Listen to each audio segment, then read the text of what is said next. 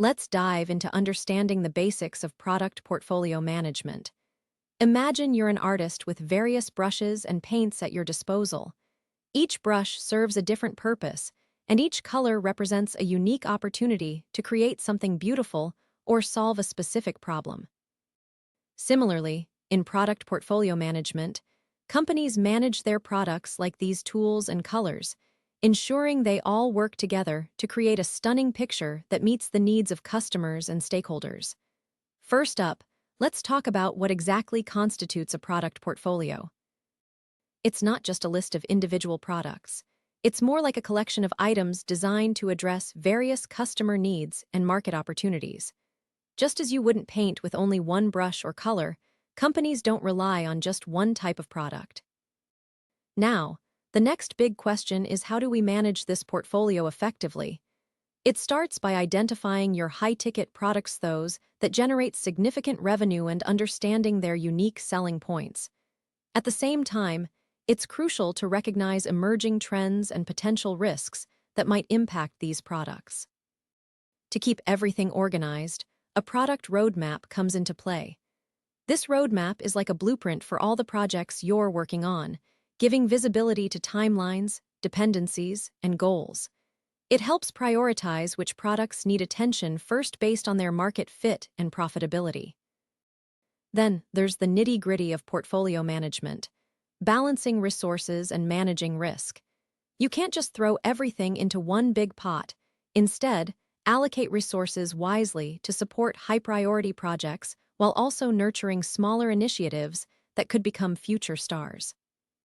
Lastly, don't forget about innovation. Keeping your product portfolio fresh is key to staying ahead in the market.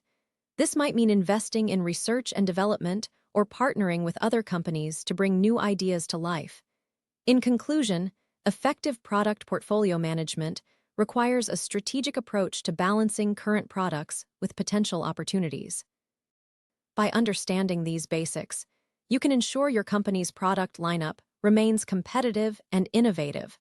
Much like an artist constantly experimenting with new techniques and materials to create something truly unique and valuable. Welcome to our lesson on setting goals and objectives for your portfolio. Today, we're diving into how you can make sure every piece in your portfolio serves a specific purpose and helps achieve your overall career aspirations. First things first, let's talk about what exactly goals and objectives are. Goals are the big picture items that guide your direction. Think of them as the North Star guiding you towards where you want to be professionally. Objectives, on the other hand, are smaller steps or milestones along the way that help you reach those bigger goals. To start setting these for your portfolio, begin by identifying your overarching career goal. What do you ultimately want to achieve?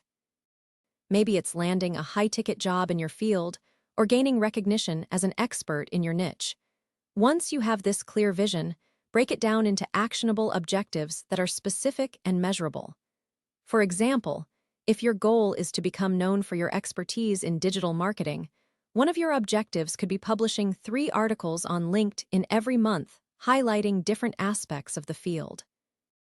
Another objective might be speaking at a local conference within the next year. Now, when choosing pieces to include in your portfolio that align with these goals and objectives, think about showcasing work that not only demonstrates your skills, but also highlights your unique approach or perspective. For instance, if you're a graphic designer aiming for high-profile clients, consider including projects where you've taken on unconventional design challenges. This shows versatility and creativity. Also, remember to regularly update your portfolio as you achieve these objectives. This might mean adding new case studies or testimonials that reflect your growing expertise in the areas relevant to your goals. Lastly, don't forget about visibility. Make sure your portfolio is accessible online through platforms like LinkedIn, Behance, or personal websites. Engage with potential clients or employers by sharing links and discussing projects. This helps build relationships and keeps you top of mind when opportunities arise. In conclusion, setting clear goals and objectives for your portfolio isn't just about ticking off boxes. It's about strategically positioning yourself to achieve the career success you've envisioned. By regularly reviewing these aims and ensuring each piece in your portfolio contributes towards them, you'll be well on your way to building a standout profile that truly showcases your talents and potential. Thanks for joining me today. I hope this lesson gives you some valuable insights into how to approach setting goals and objectives for your own portfolio. All right, everyone, let's dive into today's topic, analyzing market data and trends. When we talk about market analysis, it's like putting on a detective hat to uncover hidden insights that can make or break your business strategy. So, how do we go about this? First things first, we need to gather our data. This could range from sales figures, customer demographics, to competitor performance metrics. Once we have all these numbers in place, it's time to dissect them and look for patterns. Next, let's talk about the tools of the trade. There are several platforms available that can help us visualize this data, effectively. Think Excel spreadsheets, Google Analytics, or even specialized software like Tableau. These tools aren't just fancy visuals. They are your secret weapon in identifying those subtle trends that might not be immediately apparent. Now, let's get into some specifics. High-ticket items, for instance, can give you a clear idea of where the big money is being made. But don't forget about the low-end products. Either understanding what's selling at lower price points can tell us a lot about customer preferences and market saturation. As we dig deeper, remember to look out for seasonal trends or recurring patterns throughout the year. For example, if you're selling winter gear, you might notice a spike in sales during colder months. These insights can help you forecast future demand and plan your inventory accordingly. Another crucial aspect is understanding customer behavior, what motivates them to buy. Are there specific times of day when traffic peaks on your website? Knowing these nitty-gritty details will give you an edge over competitors who might be operating blind. Lastly, don't forget about external factors that can influence market trends. Think about technological advancements, economic changes, or even cultural shifts. For instance, the rise of e-commerce has completely transformed how we approach retail sales. Keeping an eye on these broader trends is key to staying relevant and competitive in your industry. In conclusion, analyzing market data and trends isn't just about crunching numbers. It's about telling a story with those numbers. It helps you make informed decisions, predict future growth opportunities, and stay ahead of the curve. So next time you're staring at spreadsheets or charts, remember you're not just looking at figures, but uncovering stories that can shape your business strategy. That wraps up our session on analyzing market data and trends. I hope this gives you a solid foundation to start digging into those numbers and finding meaningful insights for your business. All right, everyone, let's dive into today's topic, gathering insights from customer feedback. Imagine you're at a bustling coffee shop and someone asks for your opinion on the flavor of their drink. You might share that it tastes just right or perhaps suggest adding a little more sweetness to suit their taste buds better. In essence, you've given valuable feedback that could make their experience even better. Now think about how this translates into the business world. Customer feedback is like those coffee drinkers sharing what they like and dislike about your product or service. When we gather these insights effectively, it's like having a direct line to customer preferences and pain points. This helps us tailor our offerings to better suit their needs and improve overall satisfaction. So how do we go from raw feedback to actionable insights? First off, let's consider the sources of this feedback. It could come from emails, social media posts, or even face-to-face conversations during service interactions. Once you've collected these responses, the next step is analyzing them systematically. Start by categorizing your feedback into themes like product performance, customer service quality, or pricing satisfaction. This will help identify recurring issues and highlight areas needing improvement. Then drill down to specific examples within each theme. For instance, if many customers mention long wait times at a store, you might discover this is especially true during lunch hours. Another key aspect is quantifying the feedback where possible. Numbers can provide valuable context about the severity of an issue or the popularity of a positive feature. If 70% of your online reviews praise your product's durability, that's great news for marketing and customer trust-building efforts.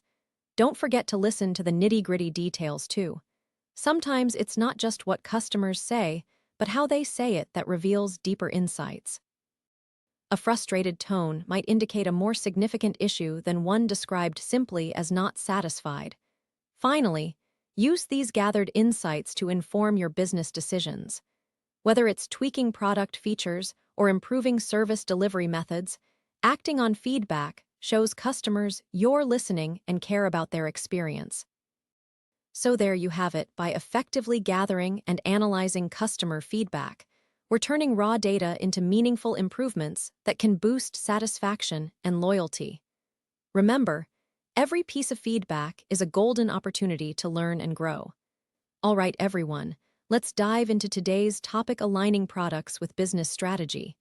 Think of it like this: if your product is a race car, then your business strategy is the track it needs to follow to win the race. Without proper alignment, you could end up off-road and nowhere near the finish line. First things first, let's define what we're talking about here. Business strategy encompasses everything from market positioning to competitive analysis. It sets the direction for where your company wants to go and how it plans on getting there. Your product needs to support this journey. They need to be in harmony like a well-oiled machine. Now, how do you ensure alignment?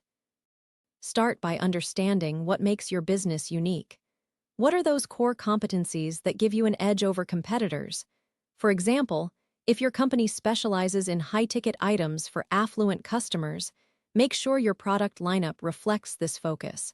Next step is to map out the customer journey and figure out where your products fit into it. Are they helping solve a pain point or fulfilling a desire at the right moment? If not, there might be some tweaking needed. For instance, if you're selling luxury watches, but customers are looking for accessories that also serve practical purposes, maybe add some features to address this need. Don't forget about market trends and how your product lines can adapt to them. Flexibility is key here. You want to be able to pivot quickly when opportunities arise or challenges come knocking. This might mean introducing new products or discontinuing old ones that no longer fit the bill. Also, consider the financial aspect of aligning products with strategy. High-margin items can help boost profitability, while lower-priced options might attract more volume. Balancing these elements is crucial for long-term success.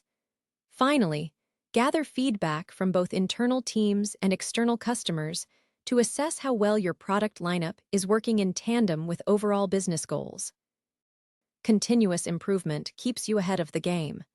In summary, aligning products with business strategy requires a deep understanding of what makes your company unique, knowing where your products fit into the customer journey, staying agile to market trends, managing finances wisely, and always seeking ways to improve. By doing all this, you'll ensure that each product serves its purpose in helping achieve the bigger picture driving your business towards success. That's it for today's lesson on aligning products with business strategy. Thanks for tuning in. Let's dive right into developing your roadmap for success. Imagine you're setting off on an exciting journey. Wouldn't it be great to have a clear path laid out ahead of you? That's exactly what we'll be doing today. First things first, let's talk about defining your goals. What are the big things you want to achieve in life? Maybe you dream of starting that high-ticket business or climbing up those career ladders. Whatever it is, make sure these goals are specific and measurable so they're easier to track and reach. Next step is breaking down those large goals into smaller tasks. Think of them as stepping stones leading to your ultimate destination. For example, if you want to start a new business, one of the initial steps might be researching your market or gathering funds. By tackling these smaller objectives, you're making steady progress toward that bigger picture. Now comes planning your timeline and setting deadlines for each task. This helps keep everything organized and ensures you're moving forward steadily without getting bogged down in procrastination. Remember to be realistic here. Give yourself enough time, but don't delay unnecessarily either. Another key element is tracking your progress regularly. every few weeks. Take a moment to reflect on what's been accomplished and adjust any plans as needed. It's all about staying flexible and adapting to changes along the way. Don't forget to celebrate your successes along the journey, too. Even small achievements can boost motivation significantly. And when things get tough, which they will at times, remind yourself why you started this adventure in the first place. So there you have it, a basic roadmap for achieving success. Define clear goals, break them into manageable tasks, plan timelines and deadlines, track progress regularly, and celebrate each milestone reached. By following these steps, you'll be well on your way to turning those dreams into reality. All right, everyone, let's dive into evaluating potential returns on investment, or ROI for short. Now, ROI is essentially how we measure the profitability of an investment relative to its cost. It gives us a clear picture of what we're getting back in comparison to what we put in. To start off, let's break down the basic formula. ROI equals net profit divided by total investment, multiplied by 100%. This simple calculation helps us understand how much money we've made or lost on an investment compared to its cost. So why is it so important? Well, knowing your ROI can help you make smart decisions about where to allocate your resources. It's like having a compass when navigating the financial world, pointing you in the right direction based on what returns the most value for your efforts. Now let's talk about how to calculate it properly. First, determine your total investment, which includes all costs associated with making that investment happen. Then figure out your net profit by subtracting any expenses from your revenue generated by the investment itself. Once you have those numbers, plug them into our formula and voila, you've got your ROI. But remember, ROI isn't just about big numbers, it's also about timing. Sometimes an investment with a lower ROI but faster returns can be more attractive than one that takes longer to pay off. It's all about balancing immediate versus long-term gains. Another key point is comparing different investments side by side using their respective ROIs. This allows you to see which ones offer the best bang for your buck, giving you valuable insight into making informed decisions. Now, don't forget to consider qualitative factors too, things like market trends, risks involved, and alignment with your overall goals can significantly impact an investment's potential success, even if the ROI looks good on paper. All right, wrapping up here. Evaluating ROI is a powerful tool for assessing investment opportunities, but remember, it's just one piece of the puzzle. Combine it with other analysis tools to make truly informed decisions that align with your financial goals and risk tolerance levels. Thanks for tuning in, everyone.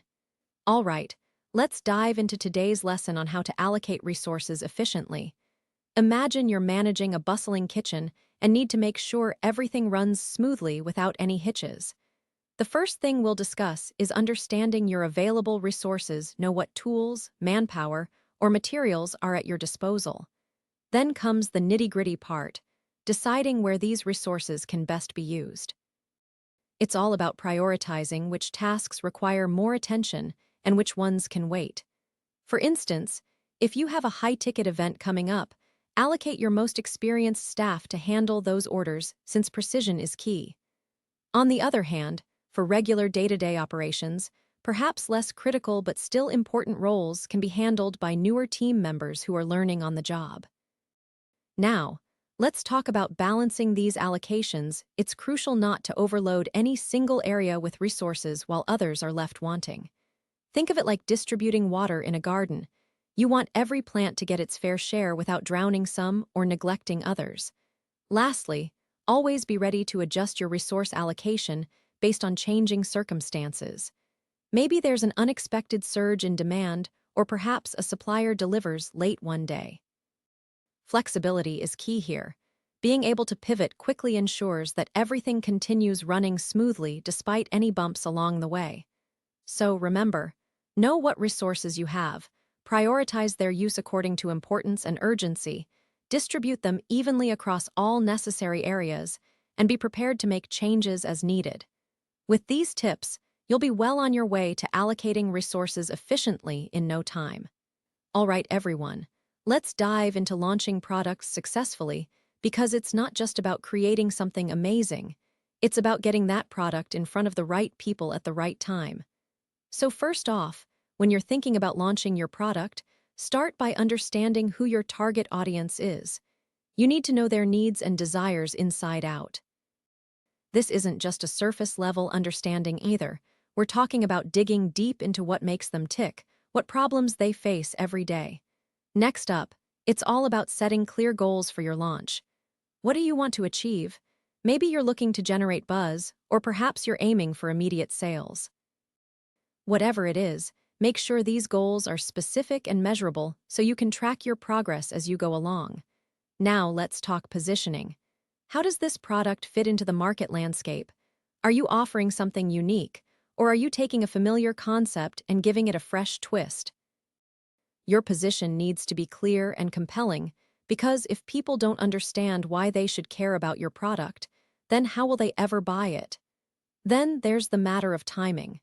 Timing is everything in launching products successfully. You need to consider seasonal trends, competitor launches, even holidays or events that might impact your target audience's buying behavior. The key here is to launch when your potential customers are most likely to be receptive and have the budget to spend. Another crucial factor is pre-launch buzz building. Use social media, email newsletters, blog posts, anything you can think of to generate excitement around your product before it even hits the market. Tease features, share stories behind its creation, whatever gets people talking about it. When it comes to the actual launch day, make sure everything runs smoothly and efficiently. Have all your marketing materials ready, ensure your website is optimized for conversions, and be prepared to handle a surge in traffic or inquiries. This is where your earlier planning really pays off because you've got everything set up to capitalize on that initial excitement. Lastly, don't forget about ongoing support once the launch is over. Keep engaging with customers, gather feedback, and continually improve the product based on their needs. Building relationships here goes a long way towards turning first-time buyers into loyal advocates for your brand. And there you have it, folks. By following these tips, understanding your audience, setting clear goals, positioning well, timing right, building buzz, executing smoothly during launch day, and supporting customers afterwards, you'll be in great shape to successfully launch any product. So go out there, put all this into action, and watch your product take off. All right, today we're talking about maintaining and growing your market share. Let's dive right in. So why is this important? Well, it's all about staying ahead of the competition and making sure you're not just surviving but thriving. Imagine your business as a ship sailing through rough waters. To keep moving forward smoothly, you need to constantly adjust sails and navigate skillfully. First off, let's talk about understanding your market. You've got to know who your customers are, what they want, and how they think. Dive into the nitty-gritty details of their preferences, behaviors, and pain points. This will help you tailor your products or services to better meet their needs. Next up is customer loyalty. Happy customers are repeat customers and advocates for your brand. Make sure to reward them regularly with exclusive offers or personalized experiences. Create a loyal fan base that feels valued and appreciated. Then, there's the all-important aspect of innovation. Don't rest on your laurels. Keep pushing boundaries and introducing new products, services, or features that set you apart from competitors. This shows customers you're always thinking ahead and willing to evolve with their changing needs. Marketing plays a crucial role too. Use targeted campaigns and content marketing to reach potential customers where they are. Social media can be a powerful tool here. Engage with followers regularly and share valuable content that builds trust and interest in your brand. Lastly, don't forget about partnerships. Collaborating with other businesses or influencers can help you tap into new audiences and gain credibility through association. It's all about building mutually beneficial relationships that grow your reach and reputation.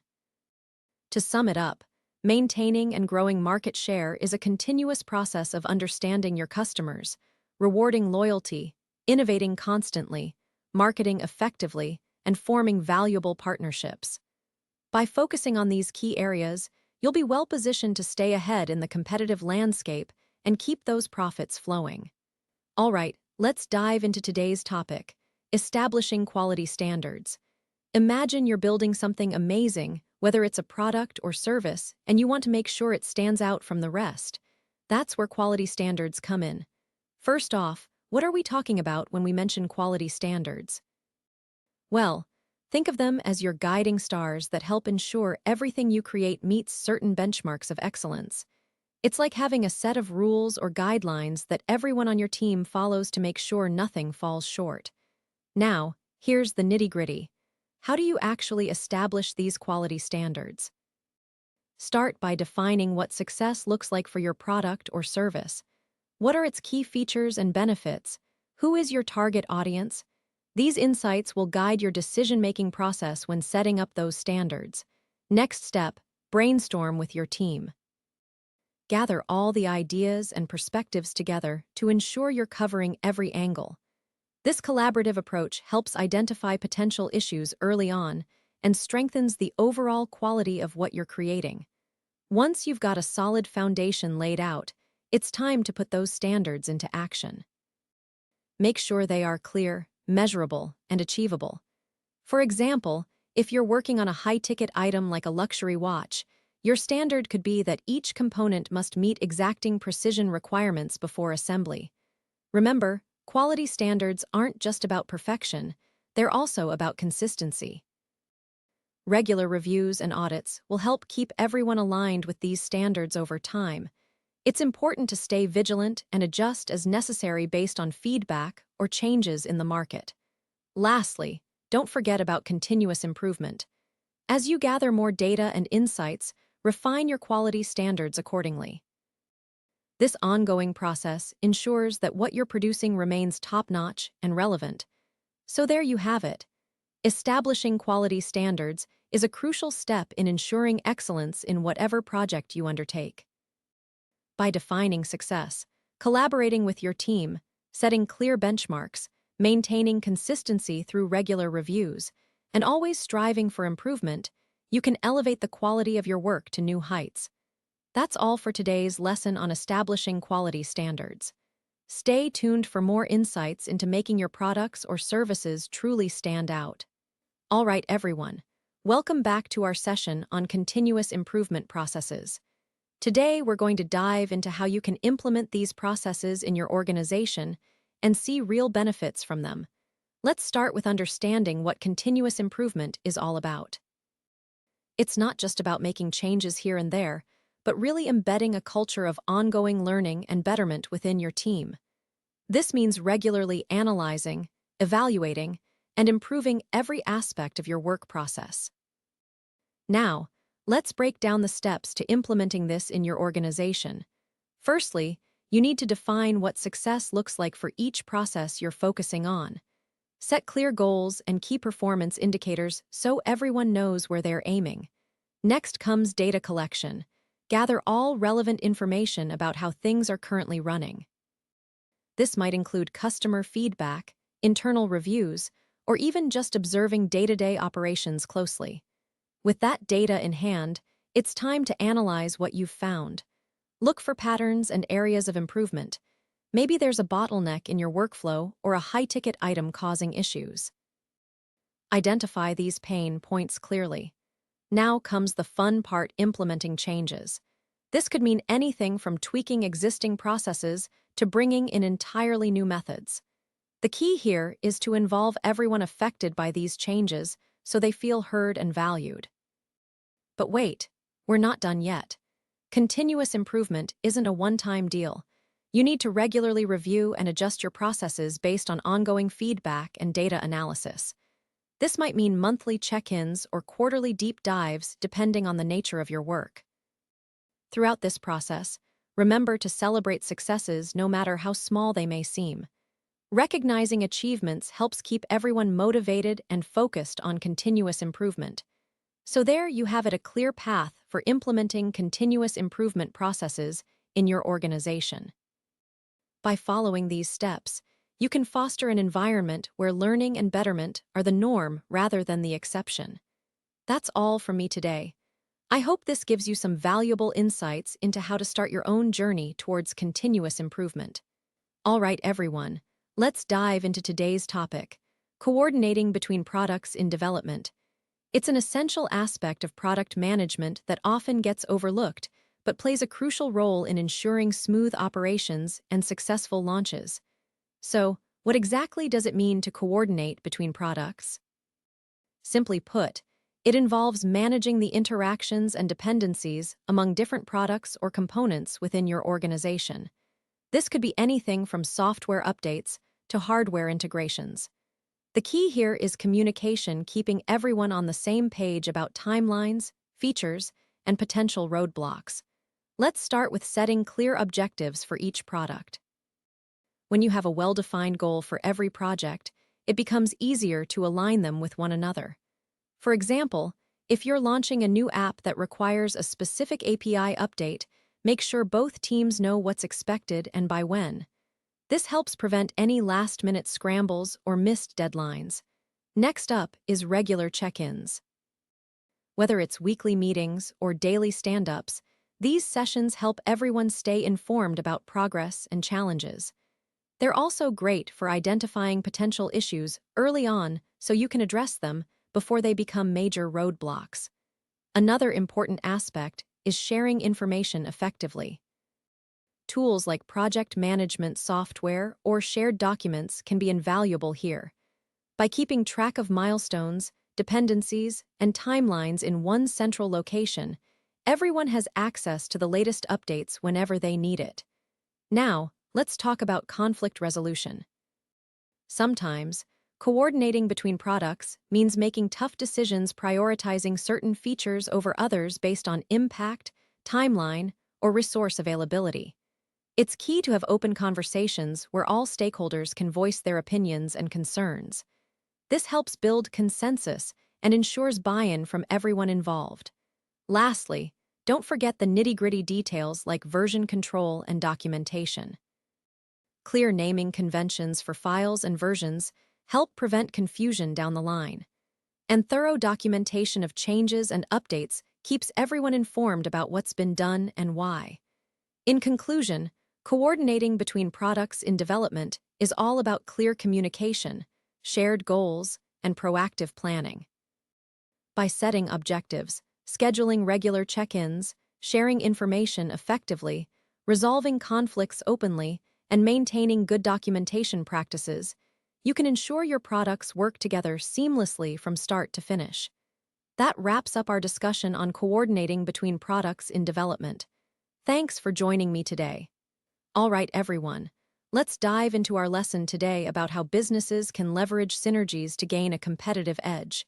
Picture this: you have two departments in your company, each performing well individually. But when they work together seamlessly, their combined efforts create something even more powerful and valuable. That's what we're talking about here. So, first things first, let's define synergy. It means that the whole is greater than the sum of its parts.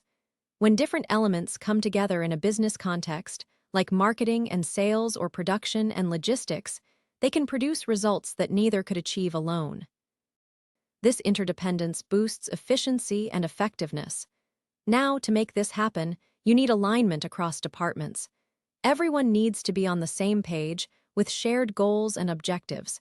It's not just about working harder, it's about working smarter by coordinating efforts efficiently. Another key aspect is communication. Keeping lines open between teams ensures that everyone understands what others are doing and how their work impacts the bigger picture. Regular meetings and collaborative tools can help here. Moreover, embracing a cross-functional approach fosters innovation.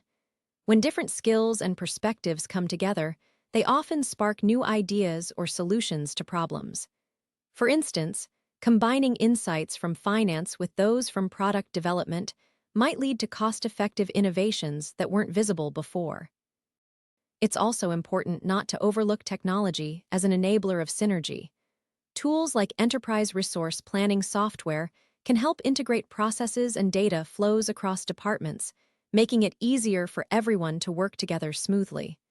Finally, Don't forget about leadership buy-in.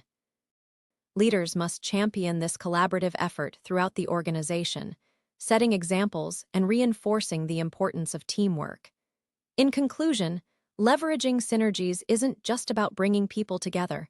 It's about creating an environment where different parts can come together to achieve something truly special.